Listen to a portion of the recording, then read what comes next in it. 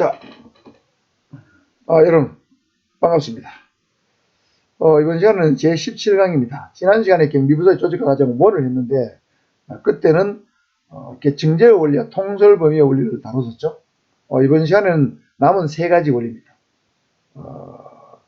명령 통일의 원리, 그 다음에 전문화 원리, 조정 통합 원리 3가지를 다뤄보겠습니다. 자, 먼저 명령 통일의 원리입니다. 명령 통일의 원리는 개념이 뭐냐면 조직의 구성원은 오직 한 사람의 상사, 상관으로부터 명령을 받고 그 상사, 상관에게만 보고해야 된다는 원리 원칙입니다. 그래야 맞겠죠? 그래서 이 경호화에서는 이 명령 통일의 원리를 굉장히 중요시하기 때문에 이걸 지휘 단일성의 원칙 또는 단일성의 원칙을 불러요. 예를 들면 이 경호, 대통령 경호를 한다고 쳤을 때 상급자의 명령이 두 사람의 상급자의 명령이 서로 다르면 곤란하겠죠. 예를 들면 경호실장이 있고 경호처장이 있고 경호본부장이 있고 경호부장이 있고 경호과장이 있고 경호계장이 있고 경호원이 있다고 칩시다. 그런데 이 경호원이 명령을 받았는데 경호 1계장과 경호 2계장의 지시가 다르다. 그럼 1계장의 지시를 따를지 2계장의 지시를 따를지 혼선이겠죠. 혼선이 있으면 절대 안 됩니다. 그래서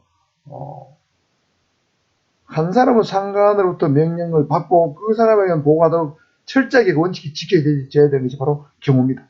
그래서 경호에서는 지휘 단일성 원칙이 굉장히 더 강조되죠. 일반 민간 경비부서보다 훨씬 더 강조됩니다. 그렇다고 하더라도 일반 민간 경비부서, 민간 회사에서도 명령 통일의 원리는 굉장히 중요한 원리입니다. 지켜져야 될 원리입니다. 그러나 이 명령 통일의 원리도 문제점도 갖고 있습니다. 좋은 점, 필요성도 있지만 문제점도 갖고 있어요. 이게 장점 내지 필요성은 뭐냐면 명령 통일의 원리가 있기 때문에 책임의 소재가 명확해집니다. 그리고 상급자가 명령해서 하급자가 지시했는데 그게 잘못됐다. 문제가 생기면 책임 누가 집니까? 그 상급자와 그 명령을 받은 직원이 지겠죠. 그래서 책임 소재를 명확히 함으로써 조직의 혼란을 방지할 수 있죠. 혼란을 방지할 수 있죠. 그 다음에 전체 활동의 조정과 통합을 가능하게 해줍니다. 그 다음에 이중 명령을 방지해서 조직의 안정감을 높이는 데 기여하죠.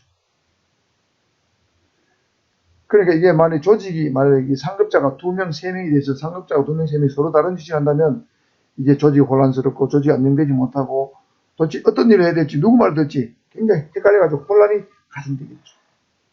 그래서 옛말에 사공이 많으면 배가 산으로 간다 이런 말 있잖아요. 이게 바로 명령 통일의 원리에 입에 대면 배가 산으로 가죠. 조직이 중구난방이 됩니다. 그래서 명령 통일의 원리가 필요한데 문제점은 뭐냐면 그 명령을 한 상급자가 판단을 잘 못했다고 가정을 하면 그 조직이 판단을 잘못해가지고 잘못된 지시를 했다고 가정합시다. 그러면 여러가지 그 회사에 굉장히 업무의 어떤 능력이 떨어지거나 문제점이 발생하겠죠. 회사에 손실이 발생할 수도 있습니다. 그렇죠? 업무의 지연이 초래될 수 있어요. 한번 잘못된 걸 다시 수정해서 하려면 굉장히 업무 지연될 겁니다. 그래서 잘못된 지시를 해가지고 새로 업무를 해야 되죠. 그 지시를 수정해가지고 새로 계획을 만들어서 해야 되기 때문에 과정한 업무 부담이 될 수도 있습니다. 업무의 지연도 처리됩니다. 업무의 능률이 제외됩니다. 그 다음에 상급자가 독단적인 사람이라면 이게 다른 부서하고 협조를 했는데 협조를 안 하고 일방적으로 지시를 낸 사람이 있어요. 독선적인 상사도 있습니다. 그러면 행적 조정 업무 같은 게 있다면 행적 조정 업무, 타 부서 협조 업무가 안 돼서 행적 조정이 안 돼가지고 업무 수행에 문제가 생길 수도 있습니다. 현대 업무는 한 부서가 독단적으로 결정할 수 있는 업무가 있지만은 다른 부서와 협조해야 될 업무도 굉장히 많죠. 그래서 행적 조정이 안 될 수도 있습니다. 그 다음에 업무의 전문화를 제외할 수도 있어요. 상사의 명령과 부하 의견이 다른데 이 부하가 굉장히 그 분야의 전문가인데 잘 모르는 상사가 와서 이렇게 해! 했는데 팀장님, 과장님, 이건 그건 좀 곤란합니다. 그건 이렇게 하면 이런 문제가 있습니다 했는데 상사가 그 명령을 계속 관철시키려고 강요를 했다. 그러면 업무의 전문화가 저기죠. 전문 분야에서는 전문가 의견을 따라야 되는데 뭘 잘 모르는 상사가 전문성에 위배되는 지시를 했다. 그런 경우 굉장히 많죠. 여러분 밑으로 내려가서 부하 직원일수록 해당 업무에 정통합니다. 상급자는 전문성은 좀 떨어지지만 전체적인 상황을 관찰하고 그 다음에 조정하고 통합하는 능력이 뛰어나요. 상황 판단력은 뛰어나지만 전문성은 떨어집니다. 그 다음에 권한의 적정한 위임을 제외할 수도 있습니다. 예를 들면 어떤 업무는 팀장이 처리하고 어떤 업무는 직원에게 맡겨야 되는데 직원이 해야 될 일까지도 상급자 하는 사람이 있어요. 상급 부하를 못 믿었어. 그러니 적절한 중요하지 않는 업무는 하급자인데 위임이 됩니다. 근데 이게 상급자가 모든 일에 명령하시 하면 권한을 위임에 제외될 수도 있죠. 그래서 명령 통일의 원리도 장점과 문제점이 동시에 공존하는데 그렇다 하더라도 명령 통일의 원리가 장점이 더 많다고 보시고 가능하면 상급자의 명령에 따라야 되고 상급자의 명령이 부당하다, 현재의 부당하다고 위법하다고 판단될 때는 상급자에게 면전에서는 거절하지 말고 한번 검토해 보겠습니다 하고 한두 시간 지난 다음에 또는 하루 이틀 지난 다음에 상급자에게 찾아가서 정중하게 본인의 의견을 이런 이유로 이렇게 하시면 어려울 것 같습니다. 이렇게 하면 좋겠습니다. 해서 대안까지 마련해서 보고하는 것이 저는 조직생활을 잘하는 거다. 저는 그렇게 생각을 합니다.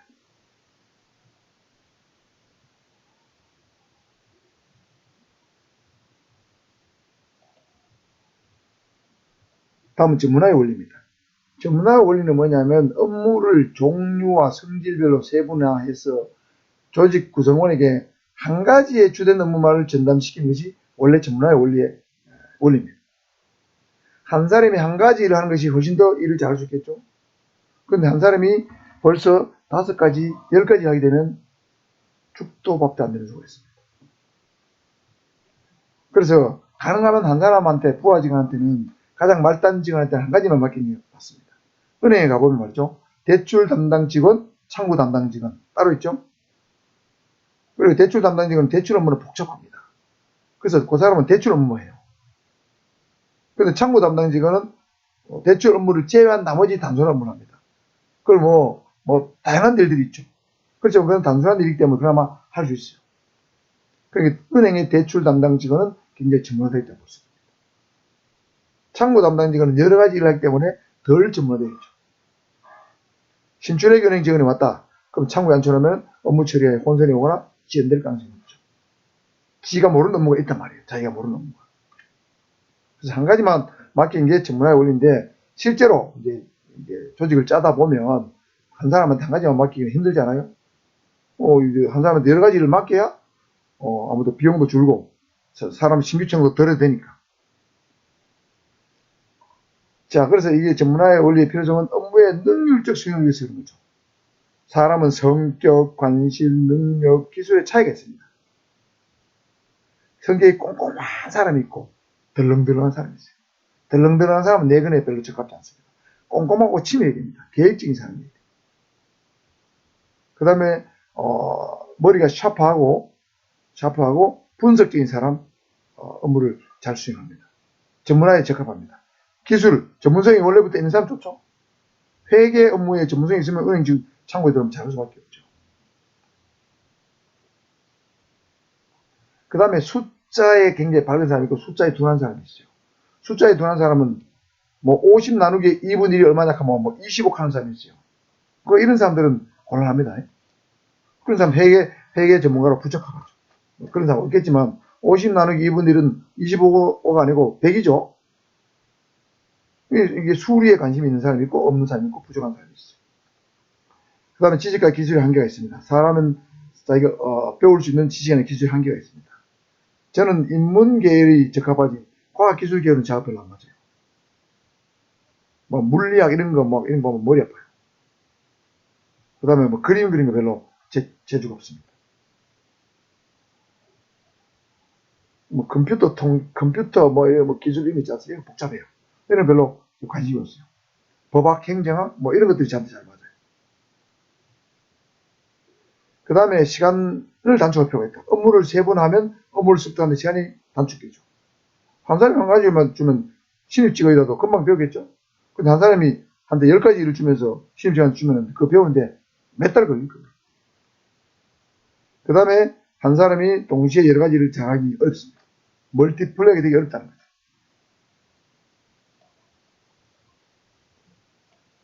그래서 이런 점 때문에 전문화를 시키는 것이 필요하다는 거죠.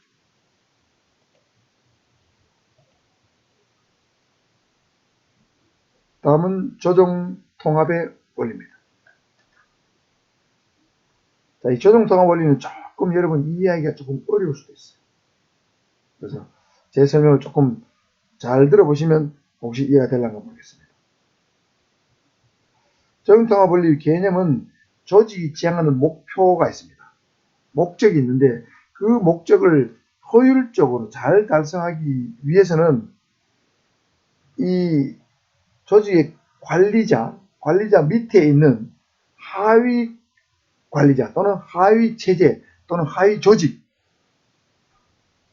이 수행하고 있는 업무가 좀 조직적으로 통일적으로 조화를 이루면서 업무를 수행하도록 해야 되는 원리입니다.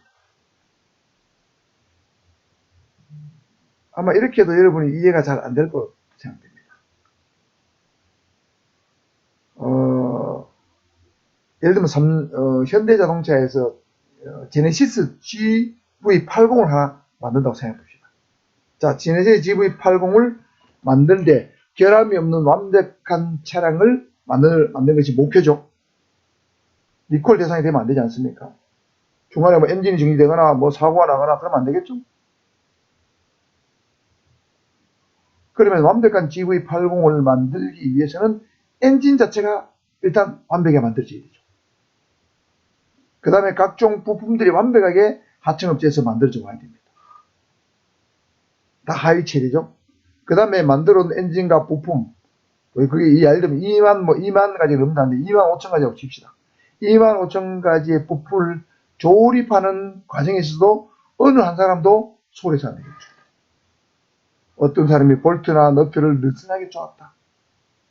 잘못된 위치에 억지로 끼워 넣어서 쪼았다. 그러면 어느 순간에 문제가 생기죠. 저도 자동차를 몰고 가다가 로얄 프린스였는데 대구에서 만든 프린스였는데 금정구청 앞에서 자동 시동이 전기장치가 싹 나갔어요. 나간 데 있습니다. 브레이크도 안 됩니다. 방향 지심도 안 돼요. 그러니까 할 수 있는 방법은 아무것도 없습니다. 핸들을 우러뜨려 가지고 세워야 되겠다는 그 생각을 했어요. 그래서 백미러를 딱 보니까 마침 뒤쪽에 차가 안 오더라고요. 편도 한 4차로가 5차로쯤 됐어요. 그래서 제가 우로 천천히 방향을 틀면서 사이드 브레이크를 풀었다 쪼았다 하면서 한 200~300m를 전진해서 갓길을 겨우 세웠어요. 그러니까 그 자동차는 전기장치에 뭔가 문제점이 있었던 거죠. 그러니까 이 GV80을 만들기 위해서는 이 부품을 생산하는 과정에서부터 조립하는 과정에 이르기까지 어느 누구 한 사람도 소홀해서 안 되고 실수해서 안 되는 거죠. 그게 하위 체제 간에 수행되고 있는 업무입니다. 그 업무가 통일성 내지 조화를 이루도록 상급자가 관리되는 거죠. 그러니까 관리자가 필요하고 상급자가 필요한 거예요. 그러니까 이거는 최고 관리자가 될 수도 있고 관리자는 중간 관리자가 될 수 있습니다. 팀장이 될 수도 있습니다. 그러니까 팀장도 조정통합의 원리를 수행해야 되고 그 위에 있는 예를 들면 과장, 부장, 이사, 전무, 상무, 사장까지도 조정통합의 원리를 실현하는 주체로 봐야 됩니다. 그러니까 이거는 조정통합 원리는 전문화 원리와는 정반대되는 개념입니다. 전문화 원리는 제일 말단 직원이 대부분 전문성이 있죠. 그 말단 직원의 전문성을 가진 사람들인데 이 전문성을 가진 사람들은 한계가 뭐냐면 자기 일만 잘해요. 남의 일에 관심이 없습니다. 남과 협조를 잘 합니다. 그래서 지 일만 잘하지 남의 일을 잘 못하기 때문에 자칫하면 조직 전체의 목표 달성을 저해할 수 있어요. 그래서 전문성을 가진 말단 직원, 부하 직원들이 조직의 목표가 무엇인지를 일깨워주면서 조직의 목표 달성에 기여할 수 있는 방향으로 약간씩 조정해주는 컨트롤하는 역할, 그게 바로 조정통합의 원리입니다. 그래서 사장, 부장, 과장, 팀장 이런 사람들은 조정통합 원리를 더 신경 써야 됩니다. 그렇게 해야만 조직 체제가 유지될 수 있습니다. 조직의 목표를 달성할 수 있죠. 체제 활동을 통합시대 체제 기능을 수행한다. 완벽한 지부의 팔공을 만들어낸다는 뜻입니다.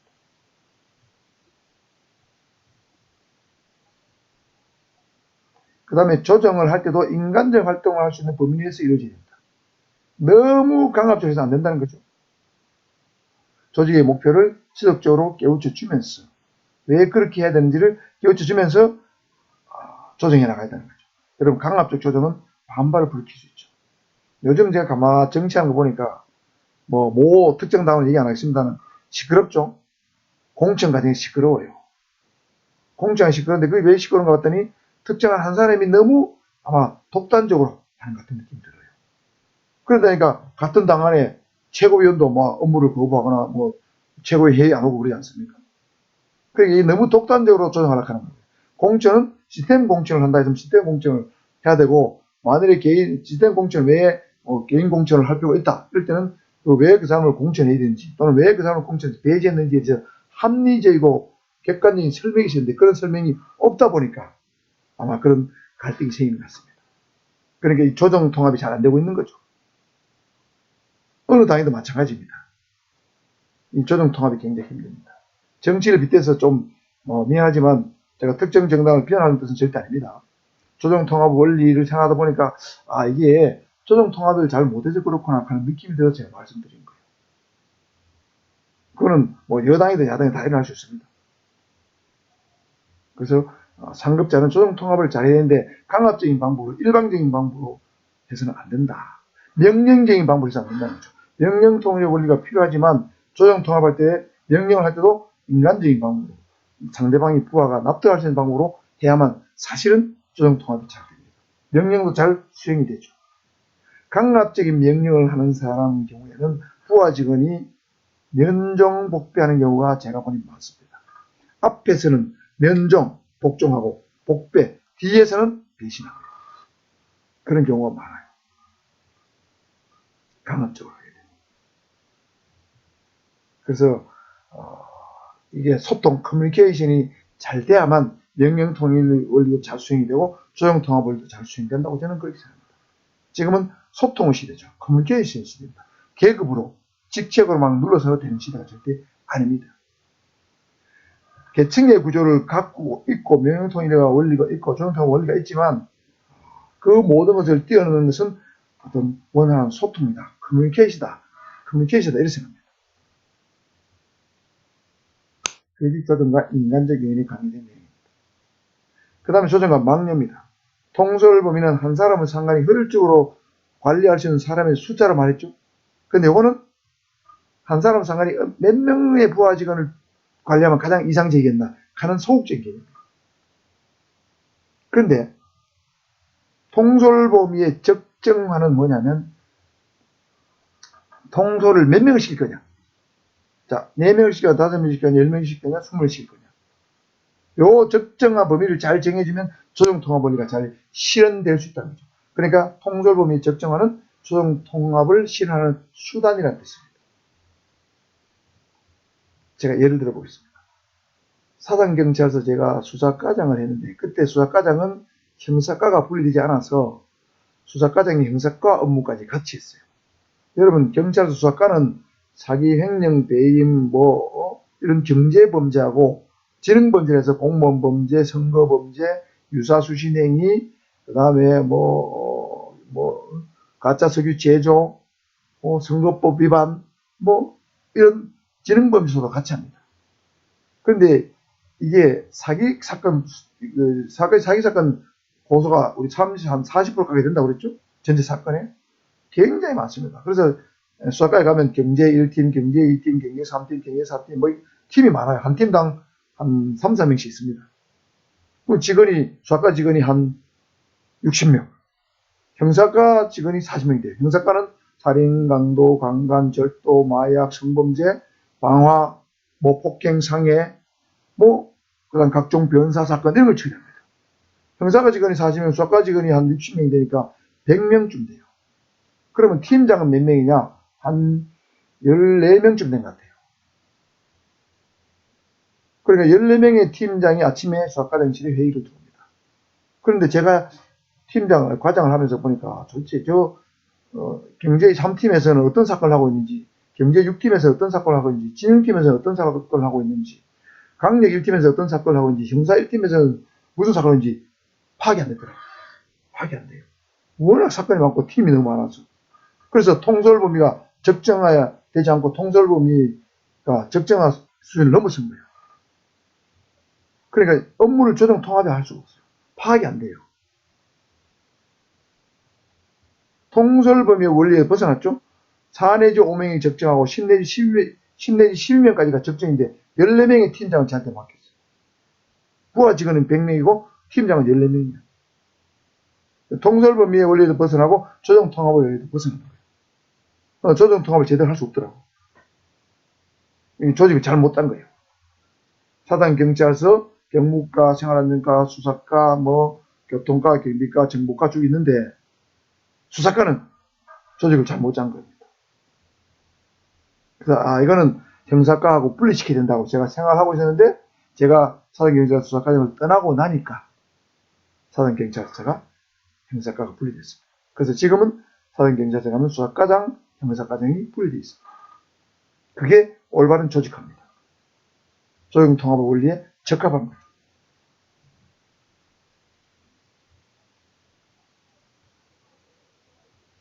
그리고 이 수사과, 형사과가 같이 하게 되면 굉장히 힘든 것이 수사과는 평상시 업무가 많은데 형사과는 평상시 업무는 그렇게 많지 않은데 살인, 강도, 강간 사건이 터졌다 하면 형사과는 현장에 다 나가봐야 되고 현장 지휘를 해야 되고 사건에 대한 보고를 받아야 되고 또 중간 보고도 받아야 되고 지시도 해야 되고 해야 되기 때문에 그 업무에 집중해야 되기 때문에 수사과 업무를 또 제대로 못해요.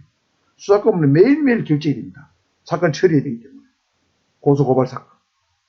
그러니까 이게 수사과 형사과 업무를 같이 하는 것은 아주 작은 경찰서, 중부경찰서, 인도경찰서, 서부경찰 정도는 가능한데 이게 규모가 어느 정도 있는 인구가 벌써 한 30만, 20만 넘어가는 경찰서는 수사과 형사과 통합하면 안 됩니다. 분리해야 돼요.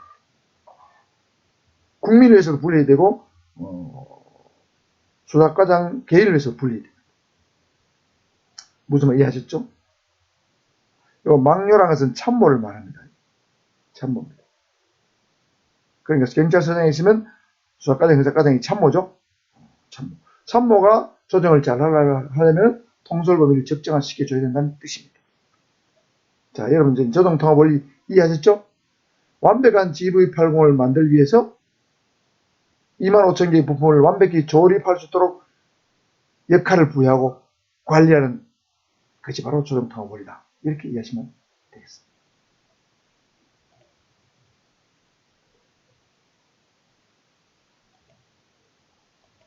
다음은 경비부서 구성원들의 책임과 의무의 배분입니다. 자, 작은 경비부서를 조직하는 것은 좀 쉽습니다. 직원이 10명이다? 20명이다. 그러면 팀원 한 13명 되겠죠. 팀원 13명, 10명 되고 그 위에 대리 한 2명 두고 과장 한두 명 두고 대리 2-3명 두고 과장 한두 명 두고 그럼 사장이 하면 되죠. 대표가 하면 됩니다. 간단한 거죠. 그러면 분명한 지휘명령과 의사전달의 계통이 확립되죠. 그래서 이 작은 경비부서도 경비부서를 계층적으로 만들어야 됩니다. 예를 들면 아파트 관리사무소 얘기했잖아요. 직원이 5명이라도 계층을 2개 또는 3개로 만듭니다. 직원이 전체적으로 사장급 포함해서 한 20명 된다. 계층을 한 3개나 4개. 직원이 100명쯤 된다. 계층을 4개나 5개. 이렇게 만들어요. 삼성전자다. 직원이 예를 들면 전체 직원이 굉장히 많죠. 수십만 명이 되죠. 그러면 계층이 굉장히 길어집니다. 계층이 많아지겠죠. 어쨌든 경비부서가 크든 작든 계층제 원리는 반드시 들어가야 된다. 그런 걸 말씀드립니다. 계층적으로 조직해야 되는 건 맞습니다. 그러나 특수한 경비부서가 있어요. 특수한 경비부서는 일반 경비부서와는 다르게 특정한 위험, 회사의 규모, 물리적 체질 환경 예산 범위 등 여러 가지 면에서 상황이 다르기 때문에 이런 걸 전부 고려해서 경비부서를 조직해야 됩니다. 따라서 경비부서의 조직 유형을 제시하기가 일반 부서보다는 상대적으로 굉장히 어렵습니다. 예를 들면 삼성전자의 연구 지적재산센터를 조직한다고 했을 때 이거 어떻게 짤 것인가? 무조건 계층제로 짜기 어렵습니다. 일반 조직의 계층제로 짜서는 안 되죠. 경비원들이 예를 들면 연구원들이 100명 있다면 100명들이 전부 다 대등한 관계입니다. 그 100명의 연구원 위에 몇 명을 둬서 어떻게 계층을 짤 것인가? 굉장히 어려운 문제입니다. 계층이 너무 많으면 안 되죠. 그러면 이래라 저래라 사람 많으면 연구원들 싫어요. 상급자 지시하는 사람 많으면 연구원들은 혼란이 오고 싫어합니다. 그러니까 제가 아는 우리 선배님 아들이 삼성전자 수석연구원입니다. 수원에서 근무하고 있는데 수석연구원인데 이 사람은 자기 위에 상급자가 한 명밖에 없어요. 전무밖에 없다. 전무한테만 일주일에 한 번씩 보고해요. 그러니까 계층이 2개밖에 없는 거지. 전무가 그 위에 부서에 사장한테 뭘 보고 가겠죠. 그렇다면 삼성전자 수석연구원은 계층이 3개밖에 없는 거예요. 전무, 사장, 본인 3개밖에 없는 거죠. 그런데 수석연구 아니고 일반 연구원이다. 그러면 아마 전무가 아니고 그 위에 부장이 있고 또 그 위에 상무나 또 있고 또 전무가 있을 수도 있겠죠. 그러니까 특수한 경비부서는 조직하는 것이 일반 경비부서보다는 좀 어렵다. 이런 정도로 그냥 알아두시면 되겠습니다. 경비원 채용입니다. 경비원을 신규 채용할 때는 유능한 인력을 채용해야 되겠죠. 유능한 인력을 채용해서 적재적소에 잡혀있어야 됩니다. 그래서 이 경비원을 채용할 때는 제가 볼 때는 가장 필요한 지원 자격은 높은 수준의 경비 자질, 직업적 사명감, 힘든 업무를 처리할 수 있는 신체적 조건, 정서적 안정감, 이걸 종합적으로 다 있으면 다 좋죠. 경비원으로 적합한 사람이 있습니다. 일단 서비스 마인드가 있어야 돼요. 주민들이 친절해야 되죠. 그 다음에 내 업무를 내가 반드시 나는 책임지고 한다는 책임감, 사명감이 있어야 됩니다. 적당히 시간만 때우려고 마음먹고 오는 사람, 그런 사람 보면 반드시 농기를 치죠. 게으름 피웁니다. 신체 능력이 좋아야 돼요. 건강해야 됩니다. 몸이 아픈 사람, 몸이 아프면 만사가 귀찮아 일을 제대로 못합니다. 그 다음에 어떤 비상사태가 발생했을 때 정서적으로 냉철함을 유지할 수 있는 그런 정서적 안정감, 이런 사람을 뽑아야 돼요. 한번 잘못 뽑으면 요즘 해고가 어렵잖아요. 그러니까 처음부터 뽑을 때 잘 뽑아야 됩니다. 그래서 면접할 때, 면담할 때 여러 가지 요소를 잘 고려해서 골고루 이런 능력 가진 사람을 뽑아야 된다. 다음 경비원의 교육입니다. 경비업법에 따르면 일반 경비원에 대해서는 신임 교육과 직무 교육을 하게 되어 있어요. 자, 한번 볼까요? 신임 교육 대상은 경비원 경력이 없는 사람으로서 일반 경비원으로 채용된 사람, 경비원 교육을 받은 3년 이상 기간 동안 경비업무에 종사하지 않다가 일반 경비원으로 채용된 사람은 신임 교육을 다시 받아야 됩니다. 신임 교육은 얼마를 받아야 되느냐?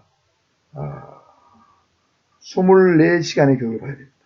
교육을 받아야만 일반 경비원으로 채용돼서 근무할 수 있습니다. 물론 채용된 다음에 받는 수도 있지만 지금은 현실적으로 보면 경비원 신임교육 이수증이 있는 사람만 채용하기 때문에 신임교육이 의무교육처럼 됐습니다. 그 다음에 신임교육을 제외된 사람 있죠? 경찰 공무원 출신, 대통령 경호 공무원 출신, 부사관 이상의 군 출신, 이 사람 신임교육 제외됩니다. 그 다음에 직무교육은 경비원으로 들어온 다음에 신임교육을 받고 난 이후에 받는 교육인데 이거는 매월 2시간 이상의 직무교육을 해야 되는데 이거는 경비지도사가 실시하거나 온라인 교육을 합니다. 자, 직무교육의 주체는 제가 생략을 하겠습니다. 특수경비원 교육입니다. 특수경비원 교육은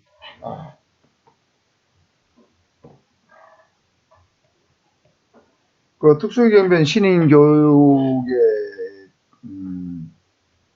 대상자입니다. 특수경비원 경력이 없는 사람으로서 특수경비원으로 채용된 사람. 또 특수경비 교육을 받고 3년 이상 기간 동안 특수경비 업무에 종사하지 아니하다가 다시 특수경비로 채용된 사람. 일반 경비랑 똑같죠? 3년이라는 게. 쉽게 말하면 경비원 됐다가 뭐 일하다가 뭐 특수경비원 종사 안 한 기간이 3년 지났다. 그러면 다시 교육받아야 돼요. 그런 뜻입니다. 알겠죠? 그 다음에 직무교육은 매월 6시간 이상 받아야 됩니다. 자, 그럼 정리해 볼까요? 한번. 그 다음에 청운경찰법상 교육은, 여러분 청운경찰은 아니지만은, 청운경찰 교육은 원래 임용되기 전에 받아야 되는데, 특별한 경우에는 임용 후 1년 이내에 교육을 받게 할 수 있습니다. 신임교육을. 그 다음에 신임교육 면제가 있는데, 경찰 공무원 또는 청운경찰로 퇴직하고 3년이 안 지났으면은 신임교육을 면제할 수 있습니다. 그 다음에 청운경의 직무교육은 매월 4시간 이상입니다. 자, 그럼 요 세 가지를 전부 종합해 한번 보겠습니다. 경비원 교육, 청운경찰 교육인데, 자, 일반 경비원은 총 신임교육을 24시간 받아야 되고요. 특수경비원은 88시간의 신임교육을 받아야 됩니다. 청운경찰은 2주로 되어 있는데 시간상으로는 76시간이에요. 그러니까 신임교육은 특수경비원이 88, 청경이 76, 신임교육 24로 해가지고 특수경비원이 제일 많이 받습니다. 세부 과목은 이런데 이거는 경비업법에서 알아야 되기 때문에 민간경비에서는 굳이 알 필요는 없습니다. 그 다음에 직무교육은 특수경비원이 월 6시간 이상, 청경이 4시간 이상, 일반 경비원이 2시간 이상의 직무교육을 받으면 됩니다. 자, 이렇게 해서 여러분 제 17강에 대해서 한번 살펴봤는데, 민간경비부서의 조직 원리 중에서 3가지 원리를 중심으로 살펴봤죠. 자, 명령통일의 원리. 됐어.